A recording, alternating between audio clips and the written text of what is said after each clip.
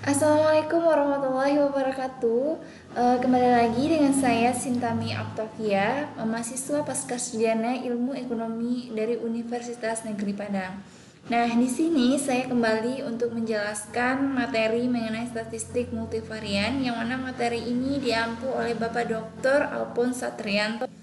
Dalam materi statistik multivarian ini, saya akan menjelaskan bagaimana menganalisis regresi ECM dengan menggunakan eViews. Nah, sebelumnya saya akan menjelaskan bagaimana regresi ECM itu sendiri. Nah, regresi ECM merupakan analisis yang sering digunakan dalam ekometrika. Model ini digunakan untuk mengetahui apakah ada pengaruh jangka panjang dan jangka pendek dari masing-masing variabel independen maupun dependen. Adapun prosedur penurunan model ECM, yaitunya yang pertama uji integrasi, yang ketiga uji kointegrasi, dan yang keempat yaitu error correction model. Nah, di sini sudah ada contoh kasus, yaitunya X1, yang mana X1 itu PDB Amerika Serikat, X2-nya nilai tukar, X3 harga kayu manis ekspor, X4 produksi kayu manis Indonesia, dan Y-nya yaitu ekspor kayu manis Indonesia. Data pada Excel ini akan kita pindahkan ke eViews dengan mengklik File, New, Work File. Nah, di sini pada work file tipenya kita akan tulis date regular frequency untuk specification frekuensinya annual. Kita mulai dari tahun 1989 dan sampai tahun 2018. Lalu kita klik OK.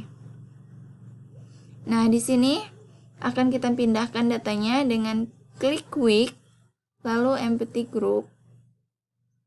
Nah, di sini sudah muncul work file-nya. Nah, kita pastikan di sini.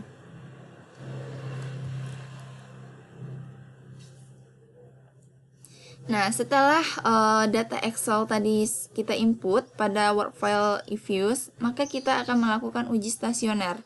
Nah, uji stasioner ini melihat apakah data ini sudah stasioner atau belum. Nah, untuk itu kita klik View, lalu unit root test. Nah, pada tes TP-nya kita pilih individual root Fisher ADF. Lalu untuk tes for unit root in-nya kita pilih level. Lalu untuk include in test equation-nya kita pilih individual intercept. Lalu kita klik OK. Nah, di sini sudah bisa kita lihat hasil output-nya, yang mana kita akan melihat nilai probabilitas dari keseluruhan. Di sini bisa kita lihat nilai probabilitas secara keseluruhannya, baik Y, X1, X2, X3, dan X4. Di sini nilai probabilitasnya yaitu lebih besar daripada 0,05. Nah, bisa kita katakan di sini itu belum terjadinya stasionaritas, maka kita akan melakukan turunan pertama yaitu first difference. Nah, untuk itu kita klik View, lalu unit root test. Nah, level ini kita pindahkan ke first difference atau turunan pertama. Lalu kita klik OK.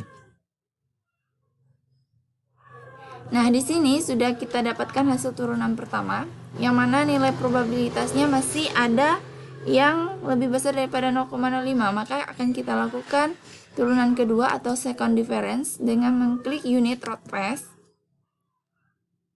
lalu mengganti ke second difference, lalu kita klik OK.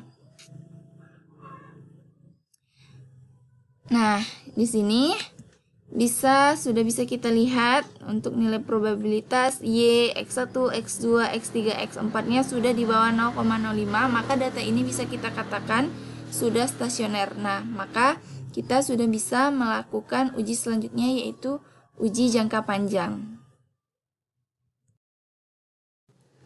Nah, di sini kita akan mencari uji jangka panjangnya dengan cara mengklik Quick, lalu Estimate Equation. Nah, di sini kita akan menulis persamaannya, yaitunya Y, C, X1, X2, X3, X4. Lalu kita klik OK. Nah, di sini sudah bisa kita melihat hasil dari outputnya, output jangka panjang, yang mana di sini itu untuk koefisien dan nilai probabilitas secara parsial,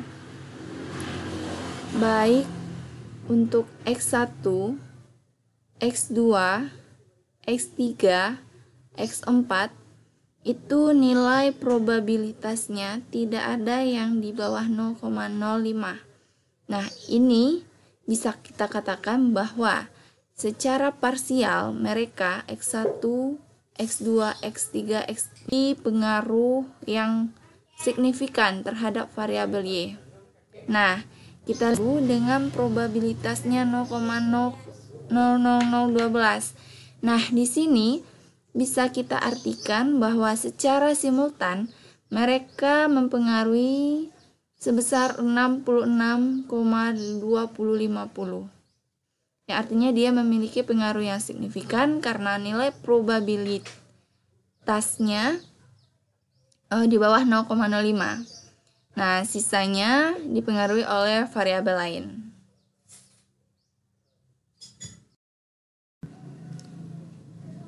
Nah, selanjutnya kita akan melakukan uji kointegrasi. Nah, di sini kan ada variabel resid. Nah, nilai pada variabel resid ini agar tidak berubah, maka kita akan mengeneratkan menjadi res dengan cara gen res sama dengan resid. Lalu kita enter. Lalu nilai pada resid ini kita open. Ini hasilnya sudah bisa kita lihat, maka ini akan kita uji stasioner dulu dengan cara unit root test. Lalu oke.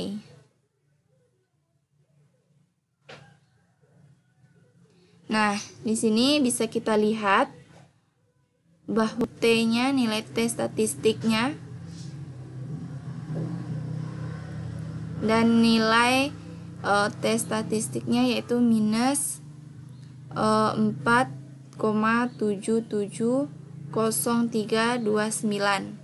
Nah, di sini bisa kita katakan model ini dapat dijadikan model LCM karena nilainya bernilai negatif dan dia memiliki nilai probabilitas di bawah 0,05. Nah, selanjutnya kita bisa melanjutkan uji jangka pendek.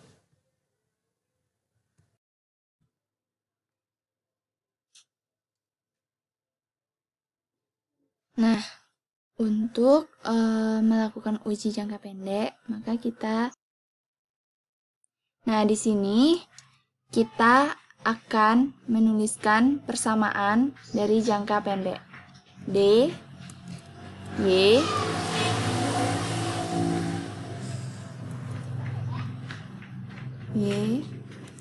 C, D,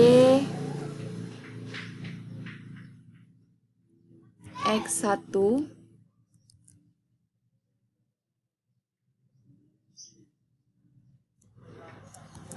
X2,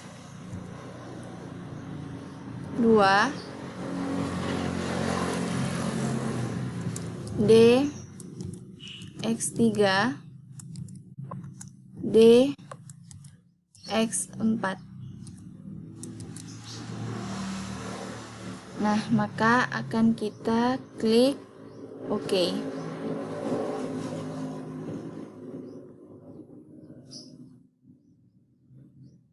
Nah, di sini akan kita dapatkan outputnya, yaitu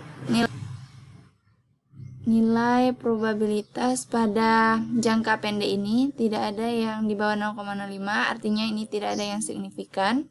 2x, 3x, 4-nya tidak ada yang signifikan terhadap Y, berarti ini tidak ada memiliki pengaruh yang signifikan terhadap Y. Nah, untuk S square-nya sangat sedikit sekali karena di sini nilainya 0,047-nya hanya 4,7956%. Tetapi di sini nilai probabilitasnya tidak di bawah 0,05. Berarti di sini tidak ada yang berpengaruh baik secara parsial maupun simultannya, tidak ada yang mempengaruhi nilai Y. Maka dapat dikatakan di sini baik variabel X1, X2, X3, X4-nya secara parsial tidak mempengaruhi Y, dan secara simultan hanya 4,7% yang berpengaruh. Dia hasilnya hanya 4,7, tetapi dia tidak berpengaruh signifikan karena nilai probabilitasnya hanya 0,8. Ini di atas 0,05. Nah, di sini bisa kita interpretasikan hasilnya untuk jangka panjang, yaitu bisa membentuk persamaan Y sama dengan 2,107318 ditambah 921,7302 untuk 9605 untuk X2 ditambah dengan 4506781 untuk X3 ditambah dengan 11,64273 untuk X4. Nah, untuk persamaan dari jangka pendeknya bisa kita lihat di sini bahwa Y sama dengan minus 15272,14 ditambah 625,7346 untuk X1 ditambah 372,3093 untuk X2 dikurang 56624,2 untuk X3 ditambah 20,52987 untuk X4. Yang mana di sini nilai probabilitas antara jangka panjang dan jangka pendek tidak ada di bawah 0,05, yang artinya ini tidak ada yang signifikan. Akan tetapi secara simultannya untuk jangka panjang 0,000012 yaitu signifikan. Berarti dia berpengaruh signifikan. Nah, di sini untuk jangka pendeknya kita lihat nilai probabilitasnya ternyata ini di atas 0,05, maka ini tidak signifikan. Hanya berpengaruh sebesar 4,7%. Nah, terima kasih untuk teman-teman menonton video ini. Semoga video ini bisa bermanfaat untuk teman-teman semua. Jika ada kritik dan saran dari video ini, teman-teman bisa komentar di kolom di bawah ini. Nah, saya akhiri dengan mengucapkan wassalamualaikum warahmatullahi wabarakatuh.